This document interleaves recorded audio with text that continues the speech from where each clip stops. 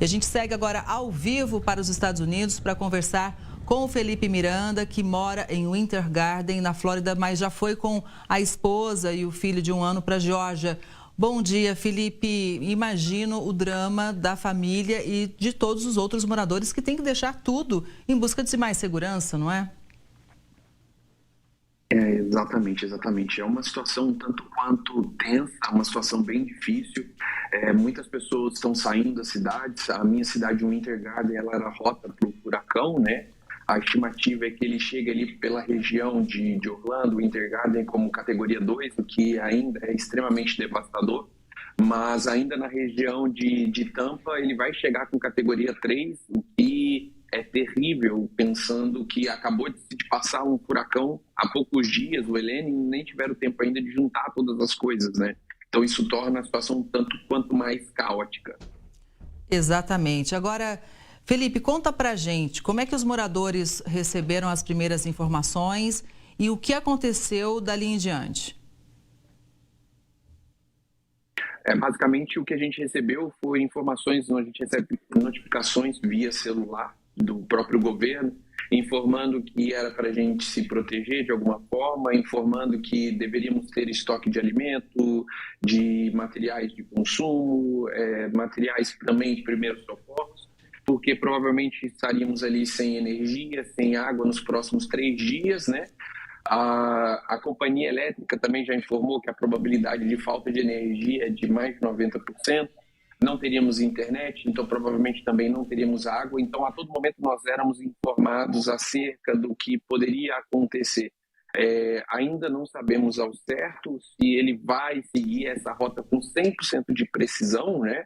A todo momento ele acaba sendo atualizado, mas ainda assim, pela dimensão dele, todas as cidades praticamente da Flórida acabam sendo afetadas, e por isso o alerta a todo momento de inundações, de furacão, de perigo iminente. Então toda a população está se preparando. Aqueles que puderam sair já se locomoveram, como eu fiz, e infelizmente muitas pessoas não podem se locomover, não conseguem se locomover, optaram por ficar, estão protegendo as suas casas, as janelas, portas, colocando sacos de areia, estocando alimento, deixando o local mais seguro da casa preparado para qualquer eventualidade.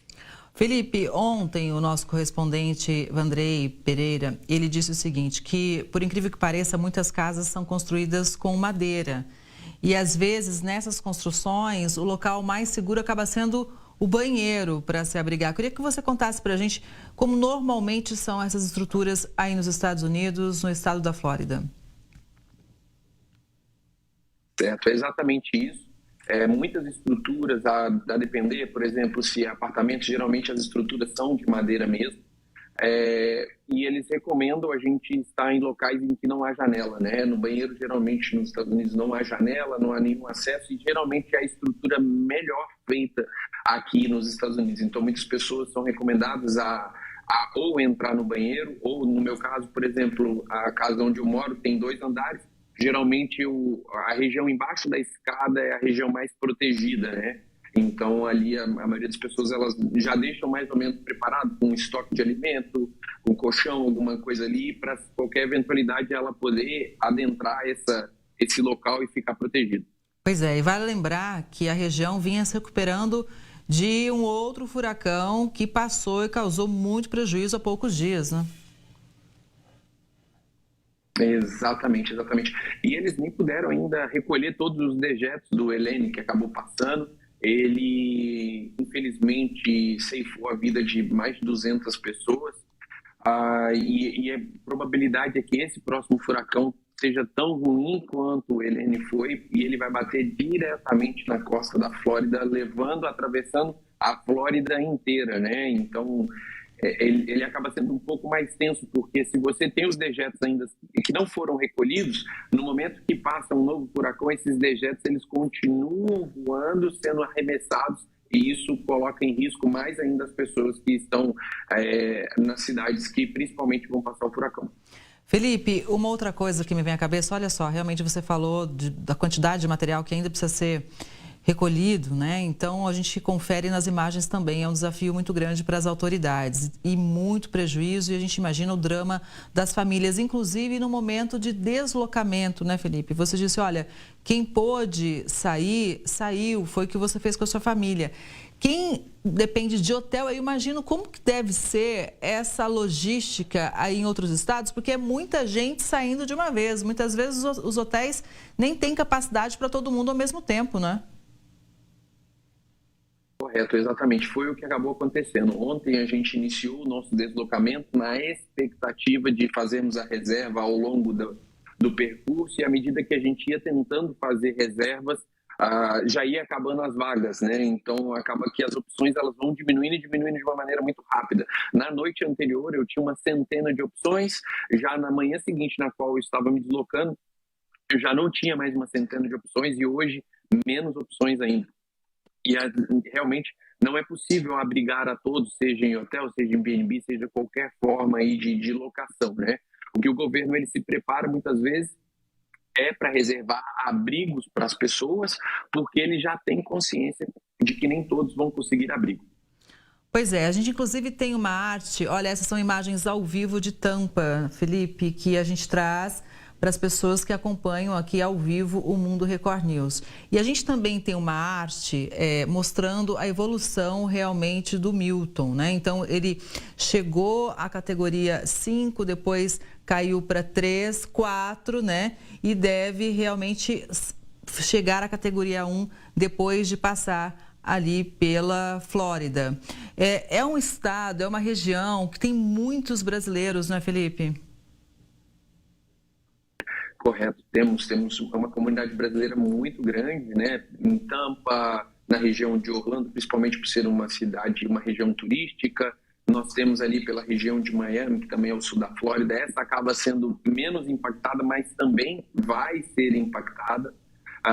Mas essa comunidade brasileira, por ser muito grande já também, muitas pessoas já se deslocaram, já estão se movimentando, e infelizmente muitos não podem, né?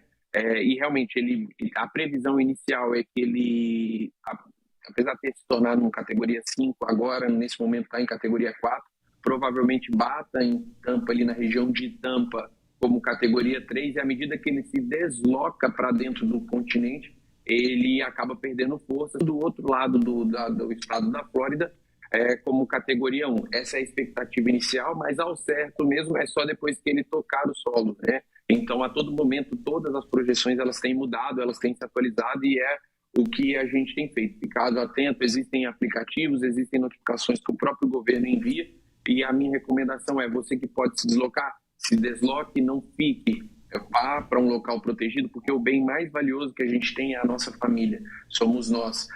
Bens materiais, depois a gente compra outro, a gente faz de novo, não tem problema. Agora, arriscar e ficar pode ser um preço enorme a ser pago, né? Felipe, muito bom você ter continuado aqui com a gente para nós atualizarmos tudo por aí nos Estados Unidos. Primeiro, o seguinte, agora há pouco a nossa correspondente, Juliana Rios, trouxe a informação que 9 cidades têm que ser evacuadas. Minha pergunta para você é: o que faz o governo nesses casos? Tem algum tipo de ajuda? Oferece algum tipo de suporte? Tá, legal.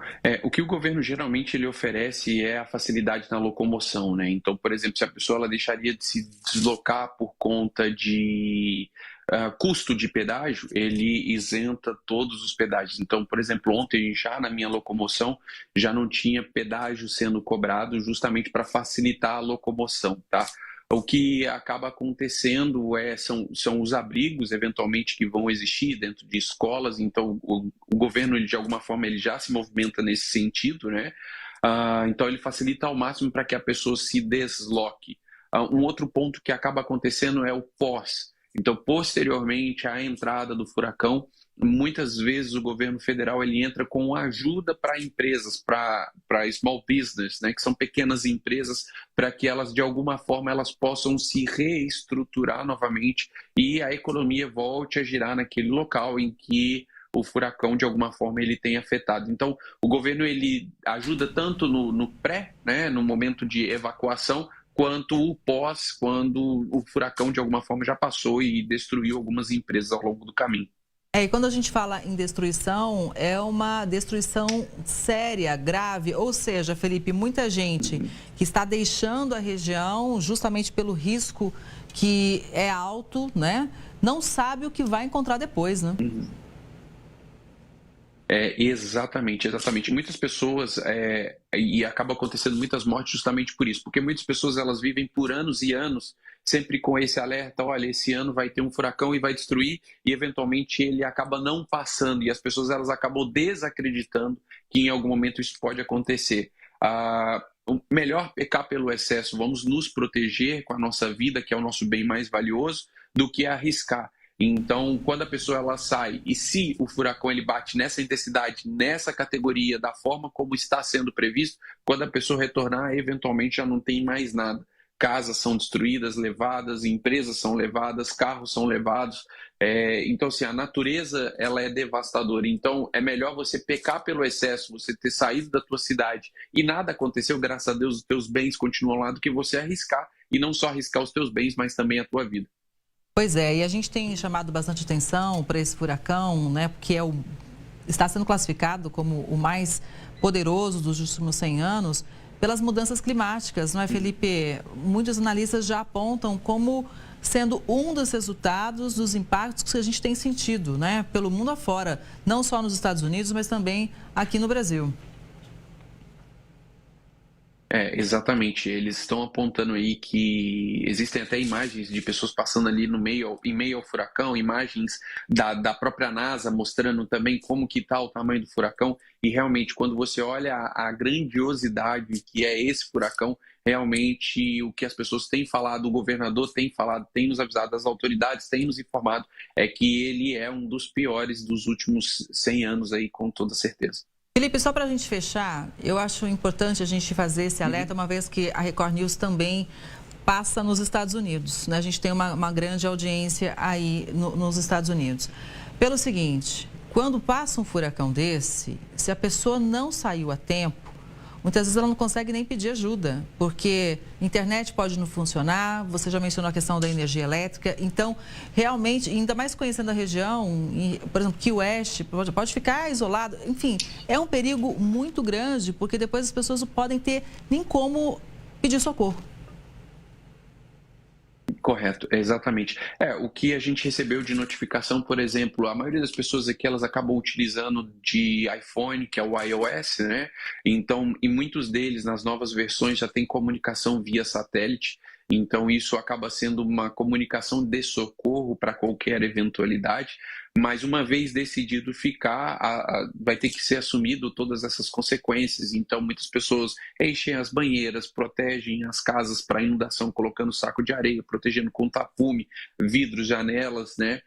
Protegendo da melhor forma possível, desligando os equipamentos da tomada, colocando no ambiente mais seguro da casa e se protegendo. Uma vez tendo tomado essa decisão, a melhor forma é tente se proteger ao máximo, tenha lanternas, baterias, primeiros socorros, ao máximo que puder de alimento e água principalmente, né? Então acho que esse que é a principal prioridade para as pessoas que resolveram ficar, porque eventualmente elas vão estar isoladas realmente, sem qualquer tipo de comunicação, sem energia elétrica, sem água, então tudo que elas precisam é o kit básico de sobrevivência até que as coisas se normalizem. Ouvi dizer de casos que quando o furacão passa, demora-se aí 7, 8, 9 dias para que haja uma normalização entre luz, água e todos os demais itens, né? Então, eventualmente, a pessoa ela vai precisar ter seu próprio estoque preparado dentro de casa, seja com geradores, seja com água potável mesmo, seja com alimentos em lata ou alimentos de fácil consumo. Felipe, nossa solidariedade, e eu agradeço demais a sua participação aqui no Mundo Record News. Eu acho que foi fundamental para a gente compreender melhor esse momento, né? E, claro, desejo que tudo acabe bem, né? Essa é a nossa torcida, né? Estamos aqui sempre de portas abertas e muito obrigada. Força para você, para toda a sua família, para os americanos e também, em especial, para os brasileiros que vivem nessas cidades que devem ser atingidas. Um bom dia para você. Estamos aqui de portas abertas. Obrigado.